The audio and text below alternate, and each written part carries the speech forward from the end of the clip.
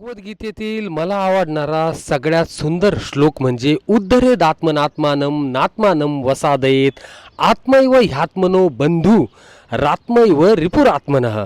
स्वतःच स्वतःचा संसार समुद्रातून उद्धार करून घ्यावा आणि स्वतःला अधोगतीला जाऊ देऊ नये, कारण हा मनुष्य स्वतःच स्वतःचा मित्र आहे आणि स्वतःच स्वतःचा शत्रू आहे.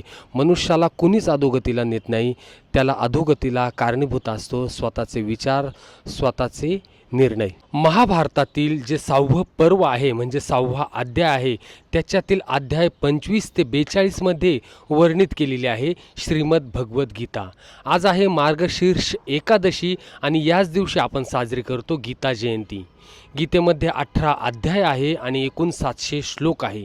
गीता म्हणजे काय, तर गीता म्हणजे गाणं, परंतु हे भगवंताने अर्जुनाला सांगितलेलं गाणं आहे, काव्य स्वरूपात आहे, म्हणून आपण याला म्हणतो श्रीमद भगवद्गीता. प्रजहाती यदा कामान सर्व पार्थ मनोगतान आत्मन्यवात्मना तुष्ट स्थितप्रज्ञस्तदोच्यते.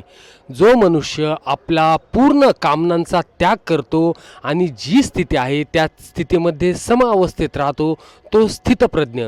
सुख असो, दुःख असो, उष्ण असो, थंडी असो, कोणतीही परिस्थिती असो, जेव्हा तो साम्य अवस्थेत राहतो तोच मनुष्य स्थितप्रज्ञ. अध्याय 6 मधील ध्यानयोग मधील श्लोक 17 मध्ये भगवंत म्हणतात, युक्ताहार विहारस्य युक्त चेष्टस्य कर्मसु युक्त स्वप्नावबोधस्य योगो भवति दुःखः.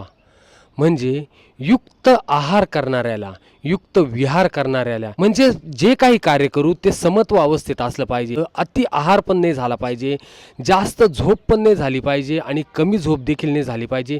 जेव्हा आपण सम अवस्थेत राहू त्याच्यातूनच हा मनुष्य तारून जाऊ शकतो. आयुष्य संपल्यानंतर स्वर्ग आणि नरक नसतं, तर ते जिवंतपणीच असतं. जोपर्यंत आपण ह्या हयातीत असतो तोपर्यंतच स्वर्ग आणि नरक असतं. ही काही मेल्यानंतरची कल्पना नाही, हे भगवंतांनी या अध्यायातल्या 21व्या श्लोकात सांगितलेले.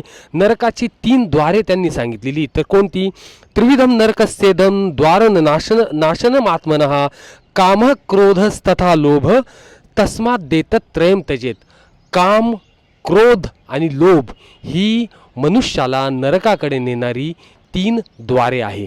18 अध्यायांमधील एका जरी श्लोकाचं अनुसरण करून त्या मार्गाने आपण जर जीवन व्यतीत केलं तर नक्कीच आपला उद्धार होईल. धन्यवाद.